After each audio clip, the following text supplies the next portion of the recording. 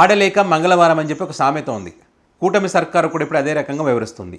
తాము ఇచ్చినటువంటి హామీలకు సంబంధించి సూపర్ 6 చాలా హామీలు ఇచ్చారు, కానీ ప్రధానంగా చర్చ జరుగుతున్నది ఏంటంటే సూపర్ 6 అమలు చేస్తే చాలా అనేటువంటి అభిప్రాయానికి వచ్చారు. కానీ ఆ సూపర్ 6 కూడా అమలు చేసేటువంటి అవకాశం కనిపించడం లేదు. మొన్న ఏదో బడ్జెట్ ప్రవేశపెట్టినప్పుడు 2 హామీలకు సంబంధించి ఒక క్లారిటీ ఇచ్చారు. ఏది అన్నదాత సుఖీభవ, తల్లికి వందనానికి సంబంధించి. ఇప్పుడు అన్నదాత రైతులకు సంబంధించి వాళ్ళు కొంత ఆనందపడ్డారు. సరే ఇన్ని రోజులకైనా ఇస్తున్నారు కదా, 2 సీజన్లు పోయినా కూడా ఇప్పుడైనా ఇస్తామని చెప్తున్నారు కదా మే మాసంలో అని చెప్పి వాళ్ళు ఆనందపడ్డారు. తల్లికి వందనానికి సంబంధించి కూడా సరే ఇప్పుడు పోయింది 1 సంవత్సరం ఇప్పుడైనా ఇస్తారు కదా అనేటువంటి ఆశలు వాళ్ళలో చిగురించినటువంటి పరిస్థితి. కానీ వాటికి కేటాయించినటువంటి బడ్జెట్ మాత్రం మోసం చేసే విధంగానే ఉంది. ఇప్పుడు అన్నదాత సుఖీభవ పథకానికి సంబంధించి వ్యవసాయ శాఖ మంత్రి అచ్చెన్నాయుడు గారు ఒక ట్విస్ట్ ఇచ్చారు. ఇప్పుడు రాష్ట్రంలో ఉన్నటువంటి రైతులు 54 లక్షల మంది రైతులు ఉన్నారు. వాళ్ళకు కేటాయించాల్సింది ఎంత?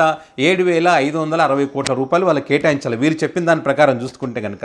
కానీ వాళ్ళు కేటాయించింది 6,200 కోట్ల రూపాయలు వాళ్ళు కేటాయించారు. సరే ఈ కేటాయింపుల్లో కూడా మోసం జరిగింది.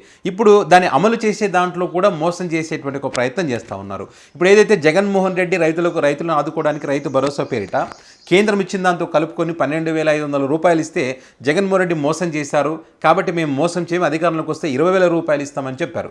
కానీ ఇప్పుడు ఏమంటున్నారు వీళ్ళు, మేము ఇచ్చేది 14,000 రూపాయలే, కేంద్రం ఇచ్చేటువంటి ఒక 6,000 కలుపుకొని మొత్తం 20,000 ఇస్తామని చెప్తున్నారు. సో పోనీ 14,000 రూపాయలైనా కరెక్ట్ ఒకటేసారి ఇస్తామంటే అది కూడా ఇవ్వమని చెప్పి అచ్చెన్నాయుడు గారు చెప్తా ఉన్నారు. ఇప్పుడు పీడీఎఫ్ సభ్యుడు కె లక్ష్మణరావు శాసన మండలిలో అడిగినటువంటి ప్రశ్నకు రైతులను ఆదుకోవడానికి, రైతులకు ఇబ్బంది లేకుండా వాళ్ళకి ఆర్థిక సాయం అందాలంటే కనుక మీరు ఇస్తానన్నటువంటి ఈ కేంద్రం ఇచ్చి 6,000 పక్కన పెట్టండి, 14,000 రూపాయలైనా కరెక్ట్గా ఒకటేసారి ఇవ్వండి అంటే లేదు అట్లా ఇచ్చేటువంటి అవకాశం లేదు, మేము ఇవ్వం కూడా, చాలా ఇబ్బంది అవుతుంది అట్లా, ఎందుకంటే 3 విడతలుగా ఇస్తాం దీన్ని. ఎందుకంటే గతంలో జగన్మోహన్ రెడ్డి కూడా అదే రకంగా చేశారు కదా, ఆయన చేస్తే తప్పు లేదు, మేము చేస్తే తప్ప, మేము కూడా 3 విడతలుగా ఇస్తామని చెప్పి ఆయన షాక్ ఇచ్చారు. ఇది చూడండి ఎంత విచిత్రంగా ఉందో. జగన్ మోసం చేస్తున్నాడు, మేము అధికారం కోసం మోసం చేయనని చెప్పి మీరు ఏదైతే హామీ ఇచ్చారో దానికే కదా మీకు ఓటు వేసింది. మరి ఇప్పుడు ఈ లెక్కనంగా జగన్మోహన్ రెడ్డి నయం కదంగా మీరెందుకు అనేటువంటి అభిప్రాయాలు రైతుల నుంచి వ్యక్తం అవుతా ఉన్నాయి. మీరు ఏ పథకాన్ని తీసుకున్నా కూడా ఇది ఎందుకు సరిగా అమలు చేయట్లేదంటే ప్రతిదీ జగన్మోహన్ రెడ్డి చేశాడు ప్రతిదీ జగన్ మీద నెట్టేసేటువంటి ప్రయత్నం.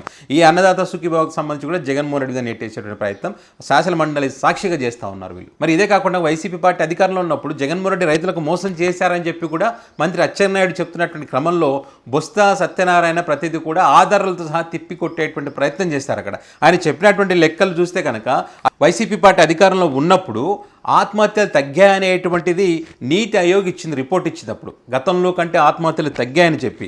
అదేవిధంగా రైతు భరోసా అనేటువంటి ఒక కొత్త పథకాన్ని తీసుకొచ్చి రైతులను అన్ని విధాలా ఆదుకున్నారు. గతంలో ఇది లేదు, రైతు భరోసా అనేటువంటి లేదు, వైఎస్ జగన్మోహన్ రెడ్డి వచ్చిన తర్వాత తీసుకొచ్చినటువంటి పథకం అది. అదేవిధంగా 2019లో ఇన్పుట్ సబ్సిడీ కింద 1,180 కోట్లు వాళ్ళు పెండింగ్ పెట్టిపోయారు టీడీపీ పార్టీ అధికారంలో ఉన్నప్పుడు.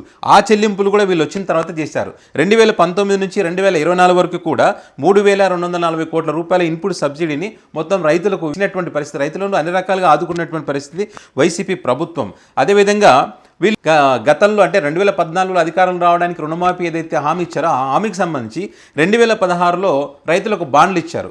దాన్ని కూడా వైసీపీ పార్టీ మీద నెట్టేసేటువంటి ప్రయత్నం. అంటే 2016లో బాండ్లు ఇస్తే 2019 వరకు వాళ్ళే అధికారంలో ఉన్నారు కదా, మళ్ళీ ఆ 2-3 సంవత్సరాల కాలంలో వాళ్ళు ఎందుకని వాటిని అమలు చేయలేకపోయారు, వాళ్ళు ఆ రుణమాఫీ తీర్చలేకపోయారు. దాన్ని కూడా మేము ఇది పెండింగ్ పెడితే మేము రైతులను ఆదుకుంటామన్నారు కదా, ఎక్కడ ఆదుకున్నారు, ఇవన్నీ బాండ్లు ఇస్తే అట్లే వదిలేశారు కదా అని చెప్పి వీళ్ళ మీద నెట్టేసేటువంటి ప్రయత్నం. ఎంత విచిత్రమో చూడండి. ఇదే కాకుండా కౌలుదారు చట్టానికి సంబంధించి కూడా రైతులను మోసం చేశారు జగన్మోహన్ రెడ్డి. అంటే రైతులను ఆదుకోవడానికి, ఇంకా ఎక్కువ మంది కౌలు రైతులకు మేలు జరగడానికి ఆ చట్టం తీసుకురావడం జరిగింది. సో దానికి సంబంధించి కూడా ఆ చట్టాన్ని కూడా మారుస్తూ ఉన్నామని చెప్పి మంత్రి గారు సెలవు ఇచ్చినటువంటి పరిస్థితి. ఏదేమైనా కూడా వాళ్ళు ఇస్తానన్నటువంటి హామీల్లో ఏదో 1-2 అమలు చేస్తున్నామని చెప్తున్నారు, దాంట్లో కూడా మోసం చేసేటువంటి ఒక ప్రయత్నం ఇది. ఇప్పుడు ఏదైతే 14,000 రూపాయలు ఏదైతే ఉందో అది 3 విడతలుగా ఇస్తామని చెప్తా ఉన్నారు. అంటే మే మాసంలో పూర్తి స్థాయిలో ఇస్తామని మొన్న ఏదైతే చెప్పారో ఈ అధికార కూటమికి సంబంధించినటువంటి వాళ్ళు, దీంట్లో ఈ రకంగా క్రమక్రమంగా అనమాట ప్రజల్లోకి ఒక మెసేజ్ పంపుతారు వీళ్ళు. ఖజానా ఖాళీగా ఉందని చెప్పడం, ప్రజలు కూడా సరళ ఏదో ఇచ్చిన కాడికి జాలి అనుకునేటువంటి ఒక ఆలోచనకు వచ్చే విధంగా వీళ్ళు చిన్నగా చాప కింద నీరులాగా అట్లా వాళ్ళ మైండ్లోకి పంపిస్తారనమాట.